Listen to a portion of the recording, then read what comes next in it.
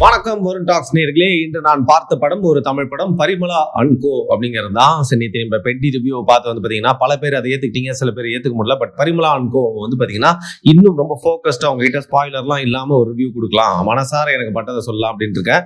இந்த ரிவ்யூ உங்களுக்கு வாக்காம போகலாம், பட் வாக்காகவும் செய்யலாம். ஸோ இது என்னுடைய பாயிண்ட் ஆஃப் வியூ. நீங்கள் இந்த வீக் போய் ஒரு படம் பார்க்கறதுக்காக வெயிட் பண்ணிட்டு இருக்கீங்க அப்படின்னா அது ஒரு லைட் ஹார்ட்டட் மூவி. இன்னும் சம்மர் வைப்ஸ்ல இருக்கீங்க, சில பேர் ஸ்கூலு காலேஜ்லாம் ஆரம்பிச்சாலும் வந்து பார்த்தீங்கன்னா ஒரு மூவி பார்த்தா எனக்கு ஒரு நல்ல டைம் கிடைக்கும்பா, ஒரு 2.5-3 மணி நேரம் வந்து பார்த்தீங்கன்னா ஜாலியாக இருக்கணும் அப்படின்னு நினச்சிங்கன்னா இந்த வாரம் நீங்கள் போய் பார்க்க வேண்டிய மூவி கன்ஃபார்மாக பரிமளா அண்ட் கோ அப்படின்னு சொல்லலாம். சின்ன பட்ஜெட் படங்கள் ஹிட் அடிக்குது அப்படிங்கிறத வந்து பார்த்தீங்கன்னா ஒரு 2 வாரம் தொடர்ந்து நடந்தாலே நம்ம தமிழ் சினிமா ஆரோக்கியமான ஒரு சூழ்நிலையை எட்டிச்சு அப்படிங்கிற மாதிரி தான் வந்து எடுத்துக்கலாம்.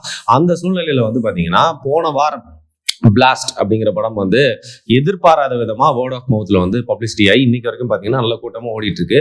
அதை நிறைய பேர் ரிவ்யூ பண்ணல அப்படின்னு சொன்னாங்க. நான் ஊர்ல இல்ல, மிஸ் பண்ணிட்டேன், அந்த படமும் பார்க்கல. பட் பார்த்ததுல வந்து பாத்தீங்கன்னா ஒரு நல்ல அட்டெம்ப்ட் அப்படின்னு சொல்லலாம். அதே மாதிரி பரிமளா அண்ட் கோ ரொம்ப எதிர்பார்க்காம போன படம், ஒரு சிம்பிளான படம், காமெடியா இருக்கும் அப்படின்னு சொல்லிட்டு எதிர்பார்த்து போனேன். பட் இவ்வளவு நல்லா இருக்கும் அப்படின்னே வந்து தெரியாது. அதாவது ஒரு குட் ஃபீலிங்கை கொடுக்கக்கூடிய ஒரு என்டர்டைனர் அப்படின்னு வந்து சொல்லலாம். பேசிக்கா இந்த படத்தை வந்து பாண்டியராஜ் வந்து டைரக்ட் பண்ணியிருக்காரு. ஜெயராம், ஊர்வசி, சஞ்சனா, அன்கிதா, அதுக்கப்புறம் வந்து பாத்தீங்கன்னா நம்மளுடைய மிஷ்கின், சாண்டி மாஸ்டர், சென்ட்ராயன் போன்ற மற்றும் பலர் நடித்த இந்த படம் வந்து ஒரு tailor made film for comedy plus suspense அப்படின்னு வந்து சொல்லலாம். உங்களுக்கு கோலமாவு கோகிலா அந்த படம் பிடிச்சதா? அதுக்கப்புறம் வந்து திருஷ்யம் படம் ஆப்வியஸ்லி உங்களுக்கு பிடிச்சிருக்கும். டாக்டர் பிடிச்சதா? அப்புறம் வந்து நம்ம இதே டேரக்டர் எடுத்துக்காருல பாண்டியராஜன், கதகளி அந்த படம் பிடிச்சதா? இந்த படம் எல்லாம் உங்களுக்கு பிடிச்சதுன்னா ஒரு மிக்சர் ஆஃப் தீஸ் மூவிஸ் அப்படின்னா வந்து பரிமளா அண்ட் கோ வந்து சொல்லலாம். ஸோ பேசிக்கலி பரிமளா யாரு அப்படின்னு சொல்லிட்டு நீங்க எதிர்பார்த்து போறீங்களோ அதே வந்து பாத்தீங்கன்னா கொஞ்ச நேரத்துல வந்து நீங்க யாரோ பரிமளான்னு நினைச்சு வந்தீங்களா, அது பரிமளா இல்ல. யாரும் நம்ம பரிமளான்னு நினைக்கவே இல்லையோ அவங்க தான் பரிமளா அப்படின்னு சொல்லிட்டு இன்ட்ரடியூஸ் பண்ணதுல வந்து பாத்தீங்கன்னா இந்த படம் ஒரு லைட் ஹார்ட்டடா ஆரம்பிச்சு அதுக்கப்புறம் வந்து ஒரு ட்விஸ்டுக்குள்ள வந்து போகுது.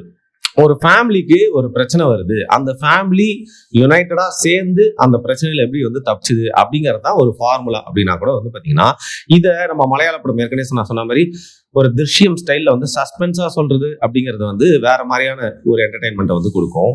ஆனா இதுல வந்து பாத்தீங்கன்னா ஒரு லைட் ஹார்ட்டட் கொஞ்சம் டார்க் காமெடி அப்படிங்கிற மாதிரி டச் பண்ணி போனதுனால ஒரு பக்கம் வந்து பாத்தீங்கன்னா சஸ்பென்ஸும் இருக்கு, இன்னொரு பக்கம் காமெடியும் இருக்குன்னு சொல்லலாம். என்டர்டைன்மெண்ட் இது ரெண்டுமே சேர்ற இடத்துல பெரும்பான்மையான இடத்துல வந்து படம் வந்து ஒர்க் அவுட் ஆயிருக்கு. ஸோ பேசிக்கலி வந்து பாத்தீங்கன்னா படத்துக்கு ரொம்ப ரிஃப்ரெஷிங்கா ரொம்ப ஆட் ஆனும் அட்வான்டேஜா இருக்கிறது வந்து காஸ்டிங் தான்.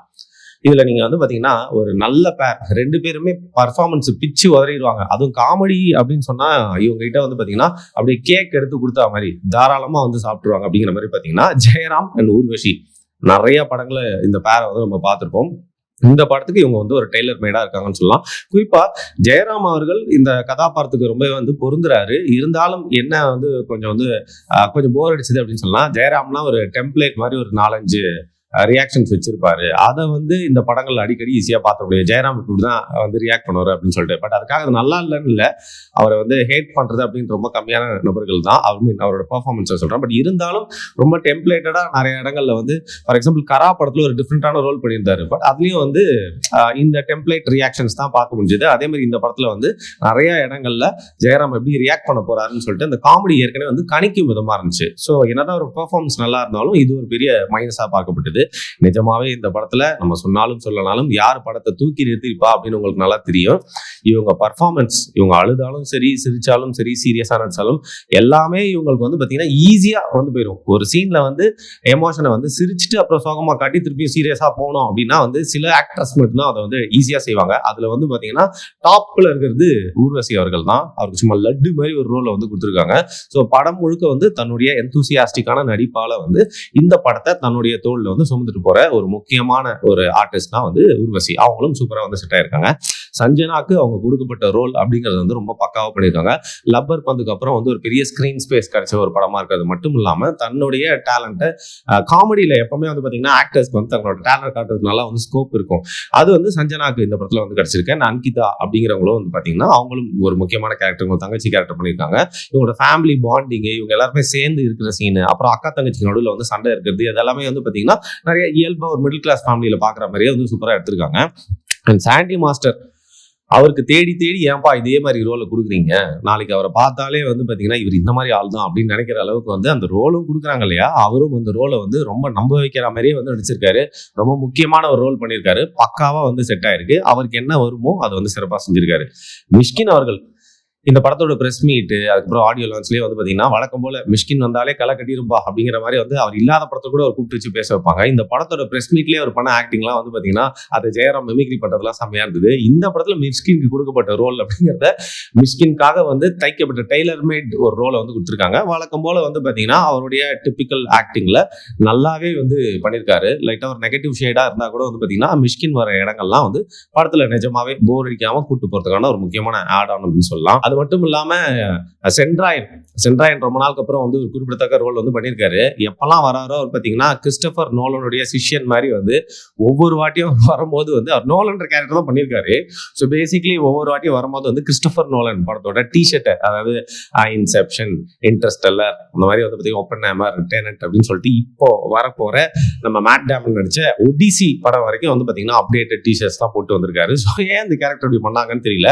பேசிக்கான ஏற்கனவே சொன்ன மாதிரி கதகளி படத்தை வந்து எடுத்துருக்காரு இல்லையா நம்ம பாண்டியராஜ். அந்த படத்துல இருந்து நிறைய விஷயங்கள் அப்படியே செட் பீஸா வந்து இன்ஸ்பயர்டா வந்து இந்த படத்துல வந்து வச்சிருக்காரு.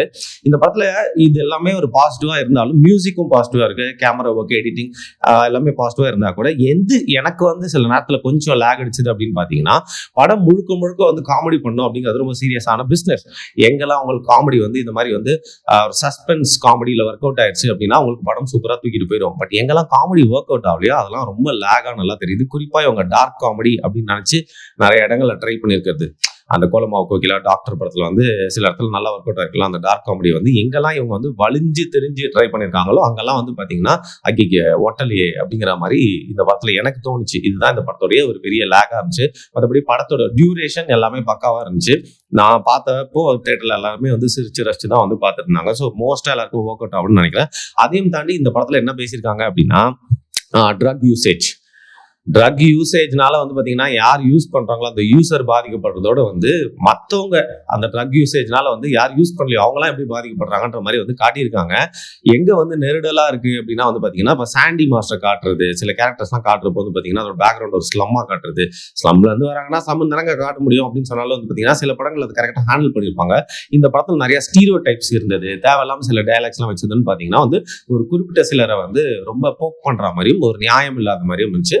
அது வந்து எனக்கு வந்து நெருடலா தோணுச்சு. அதையும் தாண்டி படத்தோட வந்து கிளைமேக்ஸ் அது முடிச்ச விதம் வந்து பாத்தீங்கன்னா சில இடங்கள் வந்து கணிக்கிற மாதிரி இருந்தாலும் சில ட்விஸ்ட் இருந்துச்சு, சில சர்ப்ரைசஸும் இருந்தாலும் கிளைமேக்ஸ் வந்து ரொம்ப பாசிட்டிவா இருந்தது. மொத்தத்துல இந்த படம் வந்து ஒரு காமெடி படம், ஒரு லோ பட்ஜெட் படம். பாத்தீங்கன்னா வந்து ரொம்ப எல்லாருமே சப்போர்ட்டிங் ஆக்டர்ஸா நடிச்சிருக்காங்க அப்படிங்கிறதுக்கு சப்போர்ட் பண்ற மாதிரி இந்த படத்தோட கிளைமேக்ஸ் வந்து ரொம்ப பாசிட்டிவா முடிஞ்சது. நிஜமாவே இந்த படத்தை வந்து பார்த்துட்டு வரப்போ ஓகே நைஸ், இந்த வாரத்துக்கு நம்ம என்டர்டெயின் ஆயிட்டோம்ல அப்படிங்கிற மாதிரி ஒரு படமா இருந்தது. எனிவே நிறைய பேர் வந்து பாத்தீங்கன்னா நம்ம அப்சஷன் படத்தை வந்து ரிவ்யூ பண்ணியிருந்தோம். ஸோ நீங்க நிறைய பேர் பேக் ரூம்ஸ் அந்த படத்தையும் வந்து பார்த்துட்டு ரிவ்யூ பண்ணுன்னு சொல்லுவீங்க. ஸோ அந்த படம் தியேட்டர்ல வந்தோன்னே பார்த்துட்டு உங்களுக்கு அந்த படத்தையும் ரிவ்யூ பண்றதுக்காக காத்துட்டு இருக்கேன். ஆக்சுவலா வந்து செம்ம ஃபெஸ்ட் அப்படின்னு நினைக்கிறேன். நிறைய இங்கிலீஷ் படங்கள் வந்து வந்துட்டே இருக்கு. டிஸ்க்ளோஷர் தேவா இருக்கட்டும், ஒடிசியா இருக்கட்டும், பெரிய பெரிய டேரக்டர்ஸ் படங்கள்லாம், ஹாலிவுட் படம்லாம் வந்துட்டே இருக்கு. சூப்பர் கேர்ள் படமும் வருது. ஸோ எல்லா படத்தையும் பார்க்கறதுக்கு நானே எக்ஸைட்டா இருக்கேன். எல்லா படத்தையும் பார்த்துட்டு ரிவ்யூவும் கண்டிப்பா பண்ணுவேன். இந்த பரிமளா அண்ட் கோ படம் வந்து என்னுடைய ரிவ்யூ எந்த அளவுக்கு உங்களுக்கு ஒத்து போச்சு, நீங்க ஒருவேளை படம் பார்த்துட்டீங்களா, எதெல்லாம் கரெக்ட்னு நினைக்கிறீங்க, இல்ல எதெல்லாம் தப்புன்னு நினைக்கிறீங்கன்னு சொல்லிட்டு மறக்காம கீழே கமெண்ட் பண்ணுங்க. நன்றி.